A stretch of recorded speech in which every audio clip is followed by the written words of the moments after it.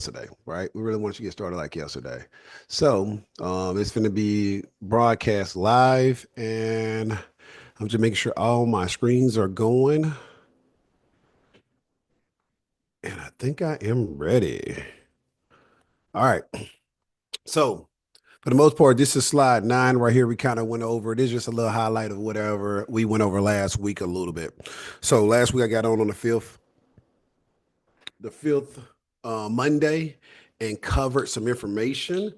Like I said, I'll probably going to first and third,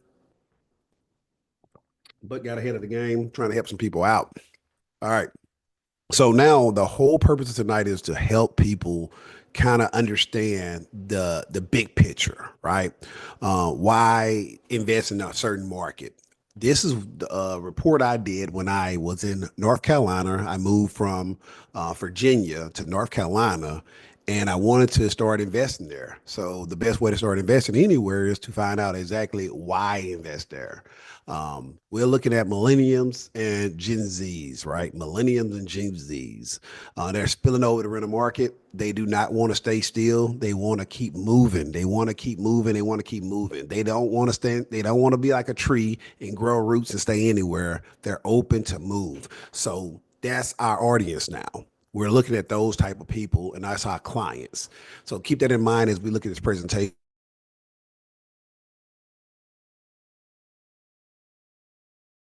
The whole purpose of this presentation is to help you. I'm gonna make this a little bit smaller so y'all can kind of see it a little bit better. All right, there we go. So I know went all the way out. All right, let's go back. All right, here we go. Oh yeah, got to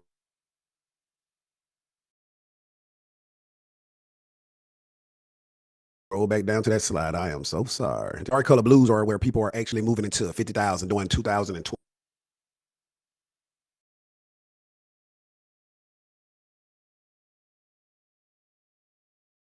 22 time frame, right? 2021. I'm sorry, 20. As you can see, North Carolina,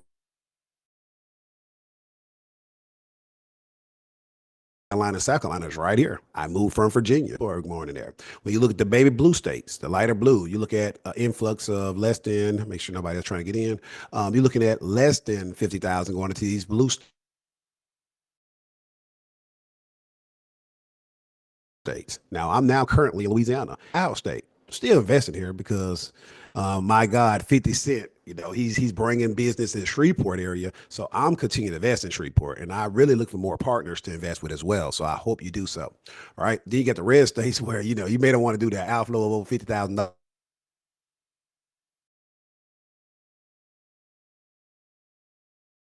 50,000 people, you don't really want to be there, right? So far from where 50 Cent is doing his business. When we look at the blue states right here, this is North Carolina. I do have a rental property there, and I got plenty of investors there that looking to grow their portfolio. The whole purpose of my teaching and me assisting you, I want you to get started in real estate. And I don't want you to do the whole job by yourself. I'd rather work with you and split profits so that you can get started and learn one thing at a time. Wholesaling is the method I like to do. That's my strategy. I like to wholesale and I like to teach people to wholesale, but I don't want to teach you to say, hey, go talk to the buyer, go talk to the seller, go talk to everyone. I would rather you just talk to the seller or just talk to the buyer. And then once you get really good at that, then we'll switch you over and let you talk to the opposite person, right? So that you can get comfortable with one thing first while you work your 9 to 5 and while you making money doing other things, stock markets or crypto or whatever you're doing. But you're trying to get in the game, you don't have that much time, so you want to focus. You want to be really intentional. So that's why it's important to understand where people are moving and where people are moving from. Who your client's going to be. Rental statistics. Now, it's important to understand how much money people are actually making, how much money people need to make in a certain city, state, or town. So this is very important that we kind of break down the demands, break down where can we help people and who can we help and can they afford our help or can they not, right? I normally invest into lower income areas because you get bigger cash flow there, but you don't build a lot of wealth there, right? If you want to build a lot of wealth, you want middle class to upper class, you will build a lot of wealth, but you'll make limited cash flow. So for people that make a lot of money, it's great for you to invest in middle to upper class, because now you're building your wealth on the other end with appreciation of the house and the equity of building the house. And as you pay down as the tenant pay down the loan, you get massive growth in income. And as taxes, go where they go, right? So me, I rather have cash flow each month, buy something that's lower cost, and then make more money each month, right? However, different in personnel, you may have to cater a little bit more to the lower class, whereas the upper class, you kind of like they can kind of fend for themselves. They're like, I got it, I can do that. You ain't got to worry about it. I'm just giving you the heads up, right? So that's what we want to say about that. But you definitely want to look at this right here. Younger renters in the U.S. accounts for 4 million new renters over the past decade. So now we know, hey, they coming in. They coming in, the Gen X, the Gen Zs, and the millennials, right? Rental growth fastest from households incomes of 50,000, right? 3.3 million new renters, right? But this is 2021 information. 2021, 2022 is when I did this research when I moved to North Carolina. I'm just sharing with you one of my old PowerPoints that I created for me to understand the market in Fayetteville, North Carolina, Raleigh, and all these different areas. But this is mainly focused on Fayetteville because I was living in Cameron in the rural area out there, and I wanted to invest in those areas. I'm sorry, somebody waiting to get in. Let me let somebody in. Oops. All right. So, all right. We're looking at this. The amount of renter stocks also grew. Stocks are growing like crazy. I want to say I don't know if Chase Bank is still the biggest landlords now, but they pivot. They start buying properties or rental properties, and they are the biggest landlord. I know back in 2022 when I did this presentation. So I'm telling you now that banks and crowdfunding and group funding and they're hedge funding or buying properties like crazy. You see apartments going up like crazy. People are not buying houses. They don't want to live in a house and they don't want to live in one place. They want to keep moving, right? So we got to understand the market. You're looking at 89% of the biggest cities saw rental growth in January of 2022, guys. This is 2022 time, but I promise you, instead of doing the same thing, I have not seen anything different in the market. People are renting, they are not buying. Vacancies are less than 5%, right? That in a large city, that means that people want to live there. They're living in a rental property. So when people say that you can't make money in real estate, they're tripping. You can make a lot. So this is more information about local economy in the state. So this again is Fayetteville, North Carolina.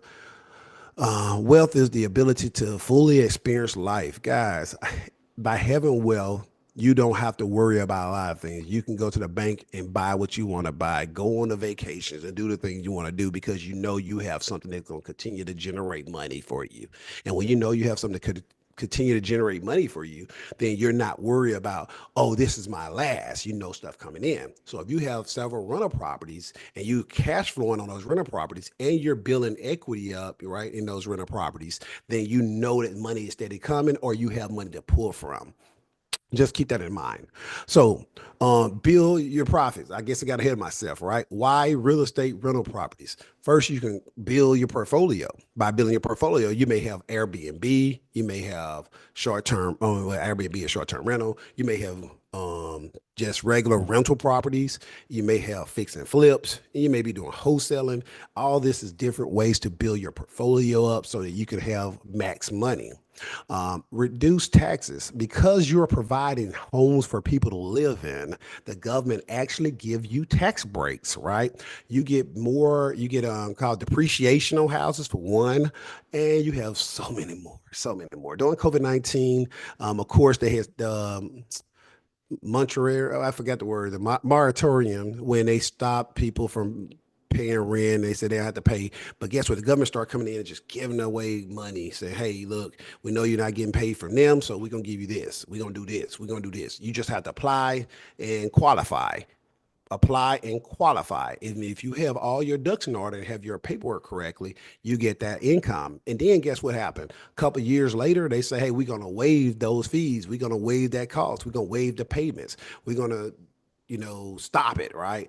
I forgot the term that they use when they, some of my rental property, God doggone, it just escaped me. But they actually paused some of my payments on my rental properties for like 3 months with no extra interest or no anything. They just froze it. So if the tenant was paying rent, that's just extra money I made for those 3 months. But then on the back end, those added them 3 months back and they just started picking it back up again, which was a good, I forgot the term, the actual legal term, but nonetheless, they did that. All right. Passive income, mailbox money, cash out money, laugh out loud. I actually use Cash App. So, my tenants pay with Cash App. I don't have a problem with it. I know a lot of folks be mad about it, but Cash App this, Cash App that. Thank God I had a great experience so far. And at the end of the month, it give me a whole roll up of how many people paid. So it's like doing my bookkeeping for me. All right. Generational wealth. Guys, when I got into real estate, I married a young lady that had three other kids. And guess what? With me, it was four. With my other son before her was five. So I had to have five houses. So the whole goal was if something happened to me, I want those kids to have a house. I wanted each kid to have a house. So, hey, I had started them off with something better and more than anybody else because I wanted them to have a home, right? Now, of course, after five houses, I got more and more and more, and it kept growing and growing and growing. I understand the routine, I understand the pattern, I understand how you can do it. So, now you're building the portfolios up. And again, appreciation. Properties usually cost more after holding for a few years. Whatever your great grandma and great granddaddy bought a house for, that they gonna sell it for a lot more than that. The government gonna give taxes on it cost more than what they bought it for. All right. So a lot of times we need to keep that in mind that things appreciate over time, homes appreciate on times, and we want you to appreciate with it, right? All right. So these are some of the economical factors that you'll want to consider. Right now, this is just a comparison. In Fayetteville, North Carolina, right? That's where I was working out of, right? I was stationed there for a little while. On the rental market forecast says that in the whole US, unemployment is 6%. So at that time, it was 7.1% unemployment in that area. So versus the United States of America, all the US, 1 point over. All right, that ain't too bad. That ain't too bad. They do have unemployment there. Then you look at the job market, right? Increase by 1% over the next year, right? That ain't too cute, but it ain't too bad either. But then you look at 30%, 30% of future growth in the next 10 years compared to the US 33%. That's pretty comparable. Only 3% compared to the whole US is growing, right? Now, remember, I showed you it's a blue state. When I say blue state, I mean that it had an inflow of 50,000 people moving into North Carolina at that time. So it's very important that we like, hey, you're going to see growth compared to the United States of America. You at 3% different. I'm good with that. I'm good with that. I'll take those odds all day long, right? I don't really remember this category right here, but it's 7% compared to 7.3. Again, it's pretty comparable to the U.S. the whole as a whole. And then the other part about it is the medium household income is 44,000, and for the whole United States of America was 53,000. So in comparison, $10,000 different. That ain't too bad to me. I will still go with that. I know that I need to look for the medium household. If you're doing fix and flips, that's what you're looking at, medium households. When you're doing first time home buyers, that's medium household. When you look at people that just say, hey, I want to just be average and live with people, that's the medium household. So you kind of want to what that monthly cost going to be for them. And we're going to break that down a little bit more in a little bit. Cost of living index. And again, Fayetteville, North Carolina is what I pulled out. And just to look at it as a whole, the numbers are all comfortable when you look at compared to all the other states. That's North Carolina right here. And those numbers are not too far. Just on the average, it's very similar to most. Some of them very low, some are very high. But when I looked at it, North Carolina, Fayetteville, during the time when I was really investing there. Oh, I'm sorry, my video ain't showing right here. People on YouTube not seeing me on video. Oh well. All right, sorry about that. Upcoming event. I don't know what's going on with my camera. All right, well, we'll keep it going. People on probably can't do two cameras. All right, whatever. We good. We're moving on. All right, so we just want to see the average. The average of everything is about the same. So I was cool with that numbers. Now this is good. This is good. Portfolio diversification, right? I like doing a combination, mostly rental. I guess I can't lie and say I like it. I do a lot of combinations. Mostly a rental portfolio. I do believe in lending out money and borrowing, lending money out and making a return on investment with the interest, right? So I do believe in partnering with other people that have businesses that want to do things and they just need some income. I do like doing that, passive income, right? I don't want any part of the business. I just want to make a flow over. So a combination of stuff you can do. Capitalizing on ownership 100%. Whenever you have a rental properties in your name, you can capitalize on that, right? You have that you can borrow against, you can do things with, you can leverage it, invest in multiple assets, and you definitely want to do that. When it comes to short-term and long-term goals, right? You want to create emergency funds. I believe in keeping 90 days of your salary. 90 days of your salary should be available for you, right? I just really believe in that. So I hope that you believe in the same. 90 days of your salary, keep it up. I say that if you lose your job, you got 30 days to cry and mope about it. Another 30 days go look for a job. Another 30 days start working, and then after that, your money kick in. If you don't want to cry and mope about 30 days, start immediately. And then once you get in the system within the 60 days, your check rolling by the 90 days, and then you can roll up 90 more days worth of your salary. So I like to do that. Add a second stream of income is very important to have more money coming in.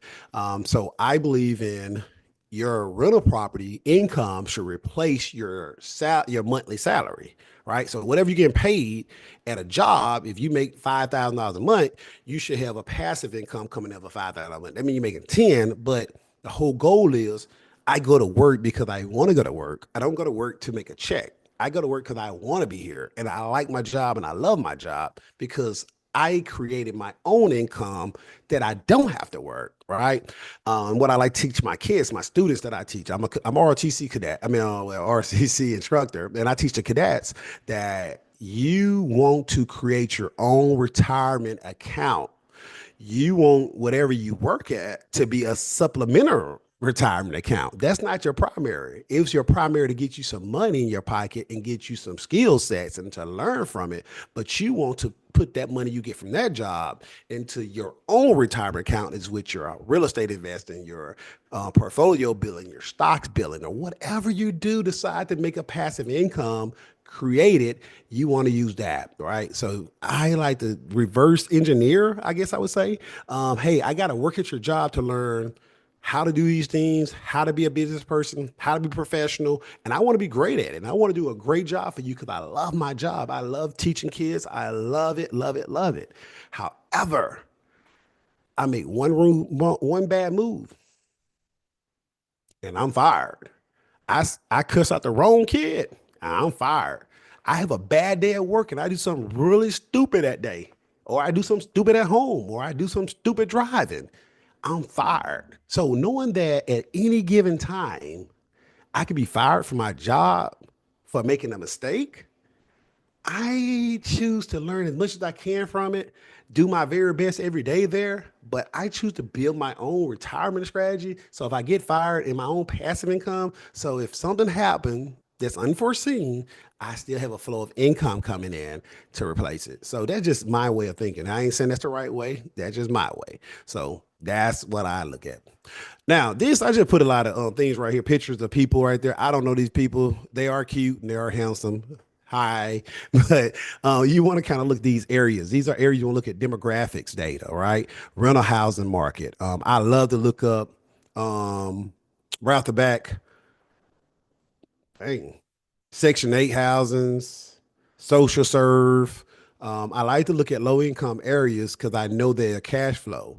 And at the end of the day, when you're in a low income area, if your house is up to par, you can get full market rent, the whatever that market allows for. So where everybody renting for like the bottom price because they want to keep a minimum house, but if you keep your house maximized, no rotting wood, can pass FHA, you can sell it tomorrow, then guess what? You get full market rent, whatever that is in your area. I can't tell you your area. Everybody area is different. So I like to look up that social serve, section8.com, right? Stuff like that. But that's rental house market. Then you want to look at inflation rates. You want to look at inflation coming down, when it's coming down, how soon. So here's the rate and when it's coming down. You want to look at the overview of wherever your city, your town, your parish, your county, your area. You want to know about it. Know what's going on in there. If I click on this, let's go ahead and do that. Let's go ahead and do that. All right. So when it was in Fayetteville, North Carolina, again, cost of living calculator. How much do I need to live in Fayetteville? Telling you right now, you're making about $3,000 a month, a single family. You're doing pretty good, right? 35% less expensive than national. All right, it's giving you the overview, right? You can learn about crime, climate, jobs, weather, school ratings if you want to worry about school ratings and all that stuff. But this is a rental property, guys. You ain't got to go too crazy about all those things. The only thing you need to be worried about is a little bit is a crime. If you're scared to go in a certain community, you don't want to go there.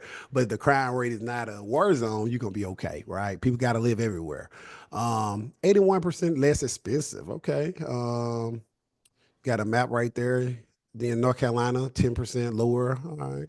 18% lower than the US average. See, this is just give you overall information about an overview about the area you may want to live at. So I'm gonna get out of that. I just want to kind of show you a little bit about what the overview look like. National cost of living, right? You kind of want to compare those things. That's good to compare apples to apples, not apples to oranges. Cost of living index in the state. Why ignoring it could sink your business. All right, that's something different. I gave you a bonus right there. I don't even know that hyperlink work. I don't know. It should work. All right. Nonetheless, population. I'm on slide 21. I may get through this slideshow tonight. Fayetteville population were around 2022. Remember this 21, 22 time when I moved there. And I'm just sharing my PowerPoint with you all to kind of show you how I do analysis on the market to know where I want to invest and why I want to invest there, right? That's what this is all about. So it's the sixth largest community in the North Carolina area. Military town, armed forces employs 14%. So, most of the time it's going to be somebody that probably working on a base or a post or whatever you want to call it. Base for Air Force, post for that. And Pope Air Force base is there. So you had the Air Force, you had the Army there, and you had other branches there, but those are the main two posts and base there. Yeah, forgot the name of it right now. All right, so nonetheless, on civilian sectors, healthcare. You know that the healthcare market is big. They do have a few hospitals all over. They got clinics all over. So those are possibly your clients that you'll be renting from, or renting to you, or you'll be renting to them, shall I say? High portion of younger single people. Guys, it's crazy. A lot of folks moving back and forth from Raleigh. They was living on the outskirts in the country towns, driving to Fayetteville, working. So it's some more research you can do, but I got an idea once I started driving around and asking questions and talking to people, and that's very important to ask a lot of questions. Just talk to people, and they'll tell you a lot. When you look at the annual income rate, right? $102,000, right? That's pretty good when the average is only 43,000 for the medium household. So a family of four, 102,000, right? They're making pretty good money. So you need to know your renter market are in. That's just all this information is good to know for your renter market. All right. So real estate housing market trends. You kind of want to know where it's going, right? 82,000 houses on the market at any given time. The medium cost 200,000. So what that tells me with that is I don't like to compete. I'm like the guy that want to go to the club early and get the girl before everybody get there, or I wait till everybody go home and everybody finna leave the party, and I just try and get what left over. That hey, somebody else to pay for all the drinks. She drunk, and now I can just say come in and be the knight in shining armor. Hey, how you doing? What's up? I've been looking at you all night long. You don't know you already drunk, right? So what I'll say is I would not be going with the medium cost of the house because that's for the average. That's what everybody's going for. That's what everybody buying. So I would go a little bit lower. I'd be going to like the 100 grand houses, right? That's me. That's my market because everybody out there, that's the lower ones. People looking higher or people looking average, but most of them want to go that low. So I can rent those houses out because they still a nice house, but you can rent it out at a good price because people still want to live close by. But that 200,000, there ain't that much cash flow in there. and you may not even be building equity slow, right? They paying down slow. So that's me. That's how I invest. Single family accounts for 61% of the common area in Fayetteville State. So you already know you're gonna be most likely vote rent to a single family person, either a husband or well, either a male or either a female, or either a husband that ain't married or they ain't with their wife or whatever, right? They single family for whatever reason. That usually happen in the military. With all the deployments and everything else. Apartments and duplexes, you kind of want to know what's going on around you. Are they taking all the houses out of the housing market? Are they still available? You kind of want to know those things, right? 3 to 4 bedrooms, which ones people looking for the most? A mixture of 3 to 4 bedrooms is good, 58%. So, if you want to stay with everybody else, you want to look at houses that you can either make a 3 or 4 bedrooms, or you want to rent the houses at that rate, right? That's kind of information that's really good to know so that you can have a profit and be giving the people what they want, right? You don't want to just be renting out anything to everybody. Some of the neighborhoods. If you're in the Fayetteville area, I'm helping you out right now. These are some of the communities and some of the cities, the areas that people want to rent in the Fayetteville area. They're looking for those areas. I know before I moved there, everybody was about Jack Brick, Jack Brick, Jack Brick. That's the best area in the world, right? But you're looking at about 300,000 and above or more, right? Um, Fort Bragg area is not bad, not bad at all to live in, and you got a couple other communities. So these are just a few highlighted areas where you could rent from. And then I said the popular ones near Fayetteville. So again, remember I told you research other cities around. You know what? People commute into Fayetteville but don't want to live in Fayettille. Fayetteville is considered city. Some people like to be rural, so you kind of want to know what's around you. What's around you, right? So the whole purpose is to know what other cities around you that they probably commute into. Here's a little geographical picture of the different zip codes. Here's the zip codes I was investing in that area, and I still know people that's buying in that area. So if anybody want to partner with me and find deals in that area, I can help you by finding the buyer, you find the houses. We can work together and split some profits around here. All right, greatest Fayetteville income growth by neighborhoods in the last 5 years. Again, I don't want to say this is current. I'm not gonna lie and tell you it's current. This is back in 2022 when I did this, when I started investing in the area. But those are some of the areas that they said in the last 5 years the income has grown, right? So that would be letting you know that hey, this is maybe some good spots to live at because people are making more money and they want to live there. Fayetteville home, North Carolina prices, right? The bottom in North Carolina for the nation and for North Carolina. So really kind of low. And they're just giving you a big picture of what you're looking at as the state and what you're looking at as the city. I mean, as a nation, as a whole, United States. You want to kind of look at the house ranges, how much money. Remember, I told you that 150,000, the 100,000 is what I'd go for. So you look at, I'm in that 45 percentile or the 28 percentile. So I'm this group right here. So I'm in a good group, right? When you're looking at 200,000 out above, that's kind of getting up there more there. Even though they say 300,000, those people that looking at those houses gonna be buying a little higher. They're not gonna be trying to stay there. So I kind of look at these areas. I want to get the bottom feeders, the catfish or the shrimps. All right, rent and ownership. Again, let me zoom in on this for you because this is some good information right here. Let me zoom in. So looking at this, look at that. 58% is renting. 51% home ownership and 13% was vacancy during that time. Um, then the housing market, I already told y'all, 82,000 was on the market. That's including apartments and homes. And the average rent market was 1,600. Remember, the average household is 3,000. If you made $3,000, you're doing good right now. So that's some good numbers to know of. 3,000, you could afford a 1,600,000, I mean, $1,600 a month market rent average, right? So if I have $100,000 house, I'm not gonna rent it out no less than $1,000 because that's the 1% rule. So if the average rent is 1,600, I'm still below the average rent. And by being below the average rent, I'm more attractive to more than the average of the people. More people gonna be like, I want to pay less, right? I don't want to pay more. So if the average rent is 1,600 and you buy a $200,000 house and use 1% rule, That means $2,000 a month rent. You ain't making no money. You can't do that. It ain't gonna work. So again, you see how I did my numbers? I did it real quick for you. Most people want 3 bedroom houses. That 50% of the people want 3 bedroom houses. You can easily buy a 2 bedroom and make it a 3 bedroom if you're the square footage there. So now you build equity in that house, and now you make that house appraised for more because you put an extra bedroom in there, and more folks want it. Houses appraised based off of people wanting to buy, right? So if you have something more attractive for people to buy, then they're gonna buy it. So that's how we kind of build the market up and kind of build our income up and also build our portfolio up. All right. So that was a good breakdown analysis of that. Housing market details. This kind of tells you the trends, all right, the type of houses and the trends they have going on. They do. I knew a lot of folks were buying mobile homes and building them up, so this probably changed right now because a lot of more mobile homes there. Most folks are in single family, right? Most folks are in single family. Then next is apartment. So you definitely want your single family homes. You are attractive. You have something to attract people that want. Then when you look at the age of the houses, all right, most houses built from 1970 to 1999. Why is that important?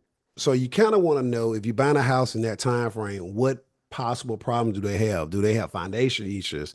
The roof been updated?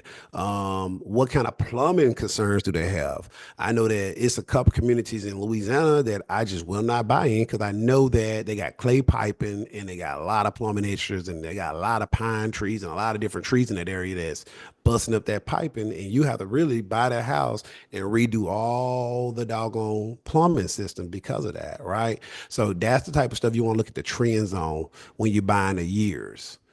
All right, Fayetteville, population, age, and distribution. All right, it's showing you who buying what, right? Population over 2,000. That's good population, good group that you can sell to or rent to, what have you. If you're doing fix and flip, you selling to. If you're doing rent, then you're building your rent income. You kind of want to know who buying what and who living where. Right now, these numbers at 12%, 10%, 20%. So 20%, right? 35 to 40, 54. These mostly going to be your audience right here.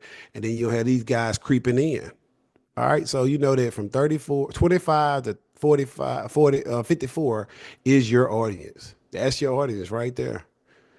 That's my sweet spot. I'll be looking at that's who I need to cater to. These are the people, what they're buying, what they like, and where they're living at, and they want to live around each other or not, right? Mainly for sure, 35 to 54. All right, cool. That's just a good age group anyway. All right, income. So per capita income and medium household income, Fayetteville State. All right, I mean Fayetteville State. That's a school I go to. Nonetheless, poverty line is below 19%.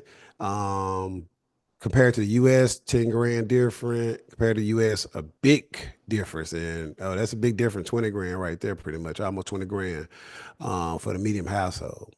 All right, just information that's good to know, just good to review, good to know what you're looking at in your area. Employment. I told you how the healthcare industry is very much employment. I don't know why got retail. I don't know why the military part ain't showing up in there. I guess that's a different story. But most people are employed in healthcare, and they got a lot of clinics, a lot of hospital on the posts, on um, the base, as well as in the community. So you know who you're again, these are your clients. These are your clients. What their capabilities are, how they think, who you compete against. A retail store. All right, interesting. Race and ethics and diversity. Who are you written to? What culture are they from? What behaviors, what customs, what attributes, right? You kind of want to know those things. So, right now, off the back is going to be mostly African Americans and Caucasians, basically, right? That's going to be your biggest market that you're going to have to cater to. So, you kind of want to know the attitudes, the customs, and stuff that they kind of trends and what they like to do. You kind of want to know those things because you want to be able to offer those things. You want to buy close to those things. If people like golf clubs and golfing, you don't want to be having a house away from the golf club. If this is the no natural customs and courtesies and things they love to do for entertainment. If people like being close to the city and going into the city, you want to know that, right? So you don't want to buy a house in the rural area, and most everybody want to be in the city. So you kind of want to know what's going on with them, what they like doing, and what they enjoy doing. If they want to go back and forth flying to from Raleigh, they like to fly to Raleigh, then they're going to stay more to that side of the city of Fayetteville, Cameron area, and all that stuff right there, so that they can go to Raleigh quicker. I wanted to go to Raleigh, I stayed in Cameron. I wanted to fly out of there. I didn't want to fly to Fayetteville. Right. So you kind of want those things because if they live on the other side of Fayetteville, then they got to drive all the way through Fayetteville to get up there. So kind of want to know what the trends are that they love, those people. All right. The school system. School systems are school systems. That's all I got on that one. Some people like to be in private schools. So if they like to be in private school, then you want to cater to people that like private schools environment. That's going to be an uppity more person that's going to pay a little bit more in rent because they want to be close to the private school, or they don't mind the kids going back and forth. So that's a more of a $200,000 house and above, right? Not my market. I usually stay with the public school people and average it out, but you kind of know the education system, where they at. So you want to look at schools that probably doing average to above average, right? When they below average, that's community and most likely gonna be going down, and you probably gonna have more crime and other problems in those areas for whatever reason. People that don't get educated don't actually think through things. They actually kind of think about things and attack things and be more defensive. So because of their lack of being able to communicate. So just understand the lower the education school environment, the lower the community gonna be, the more people reasoning skills may not be as good. All right, the interpersonal skills. If you ain't got education, 9 times 10, you don't have much to fight for. But if you have education, you got a great job, and you know that if you lose your job, you don't want to lose your job. So you kind of think things out. That's just a way to look at it. Right now, we're in school enrollment. I'm sorry, school district enrollment by groups. So they say whites, non-Hispanics, 29%, 48%. So the district in Fayetteville area, the Cumberland area, 50% blacks. So you know who predominantly live in that area. Again, whites and blacks predominantly there, then Hispanics next. So that's kind of like, audience. Again, who are you catering to? Who the people that you're gonna have to learn how to communicate with, and what ways they prefer to be communicated with, right? That's kind of sort of way you want to know this information. Um, all right. So in summary, North Carolina is a great investing zone from my point of view in 2022 when I was there, and I don't think it changed. I think they got Amazon to build some things up there. I go to Fayetteville State University right now, and I think it's still growing in that city. Data does not tell any other story. Now it is the time to plant your shade tree. And 10 years late, you'll have shade. All right. So you'll see why you have shade. Join me in investing in generational wealth, right? The whole goal that I did this for me to help people see what we do. As you can see, my face was a little bit fatter then. I tore my Achilles tendon and I got pretty plump afterwards, but I was not ashamed of it. That's my fat face. I put it on a thing. Now I don't look that way. Nonetheless, I got several companies, several businesses. I'm steady trying to help people. We want to help people in foreclosure, so we want to get them run their pre-foreclosures. We do have Williams Realities, Investing Now 2021, Why Wait Be Great. Terrence at WilliamsReality.com if you want to reach out to me, or you can just go join my Facebook group, Why Wait to Be Great. Or you can go to Investing Now 2021, where it is being recorded on YouTube channel. So we're a little bit everywhere. Guys, we are all about helping people. We want to help you get started. Many people pray, wish, and ask for things. I'm asking you to take action. You can do all that praying. You can do all that wishing. But if you ain't taking no action, you ain't doing no producing. You got to produce. And it's time to stop waiting. It's so many people says, hey, the administration in the office right now, I don't want to do this. I'm scared. When you going to do it? I mean, because you're going to be there for 4 years now. So why wait to be great? Let's just do it. Let's just start. I mean, let's just take action. It's so important to take action. My job is to challenge you to be the action taker. And by being an action taker, you're going to find out what you did not know, or you're gonna find out that you did know what you know, but then you're gonna confirm it.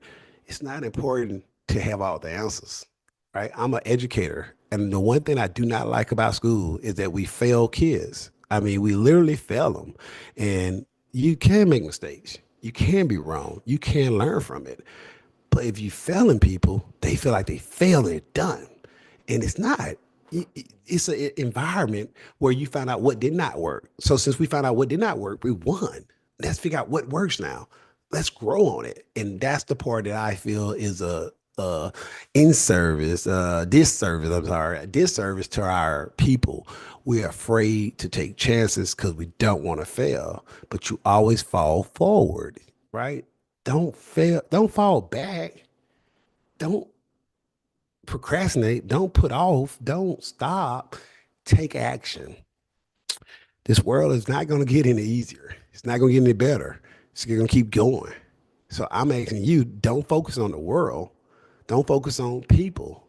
Focus on you. You just be the best version of you, and you do the best thing you can do, and then you see what happens from there. And that's all I challenge you to do. That's why I say, why wait to be great? Invest now, grow your future. And that don't mean just money. That means in education. That means in taking chances. That means in finding out if this can be, and if it can't be, why it can't. What happened? Start now, growing your tree, your shade tree. Plant it and grow it. And then if you don't plant it in you, plant it in so many people around you. Give out positivity, be that positive light, find a way to give value, find a way to be the positive difference. And when you do that, we're planting seeds of happiness and we're planting seeds of growth. And in 10 years, I hope that person be somebody's shade tree for their family, for you, for anyone. Right? You never know. Right now, I'm teaching high school kids, and 10 years from now, that person may be my person that's doing surgery on me. Maybe that person that's doing something to save my life. Right? And I look at them, each individual, just as that. So I invest into them so that if they see me again, they're smiling, they're happy, and they're loving what they see. And guess what? 10 years from now, I'm hoping I look the same, just with a little bit more gray. Right? Because I ain't dying it. I'm going to get older. If I already start graying, I'm going to get grayer, but I look the same. I'm shaped the same because I'm gonna go to the gym and I'm gonna work out and do the same. I'm gonna eat right. And I'm gonna do the things that I take to stay on this earth healthier, not longer, just healthier while I'm on earth. So I'm asking you to invest now and grow your future. Again, I am Coach T. Williams, Coach LaTerrence Williams, Coach Williams. Call me anything, just don't call me late for dinner. What I'm asking you to do is don't wait to be great. Go to Investing Now 2021 YouTube channel, subscribe, like, and share. And then go to Why Wait to Be Great Facebook group and join my community. That's my community right there. I post daily. Right now, we're doing 35 push-ups a day, pushing everybody. It started out with 22 push-ups a day, then with 25, 30. Now we at 35 push-ups a day. Because of that, I got a little rock right there just for doing push-ups. And I'm pretty comfortable that, hey, if one of them high school kids around me and they just want to say, "Oh, coach," or "Oh, colonel, you ain't nothing." You know what I'm saying? That's all I gotta do. And I feel good about the fact that I can do that. It's because I'm doing the push-ups every day, right? So kids like to try people. So you want to make sure you're ready. You ain't got to get ready if you're already ready, right? So I ain't waiting to be great in anything I'm doing, and I hope that you don't either. Guys, I hope you enjoyed what I showed you tonight. I hope that this brought some kind of understanding about how real estate can work for you and your family. And I hope one of the most important things that you receive from this is work your 9 to 5 because you love to work it. You chose that profession. You want to be the best at it, but also start creating a passive income or another active income in some kind of wealth building strategy to replace that 9 to 5 income so that if something possibly happened, which a lot of folks are getting laid off right now because of this new administration and what they're doing. And I ain't saying right, wrong, or indifference, but at the end of the day, if you go and listen to everything I said back in 2021 when I started doing this conversation about you never know when a job is going to just get rid of you. It's 4 years later. People are actually firing people that didn't do anything wrong. People actually getting laid off. People actually feeling uncomfortable because of someone decided this is what we're going with. It's not fair, but it's life. And if they didn't invest wisely, they're suffering. And I am not taking that lightly that a lot of people out there suffering right now because they thought they had something sold up. The one thing they told me when I was active duty is you work for the federal government, man. You good.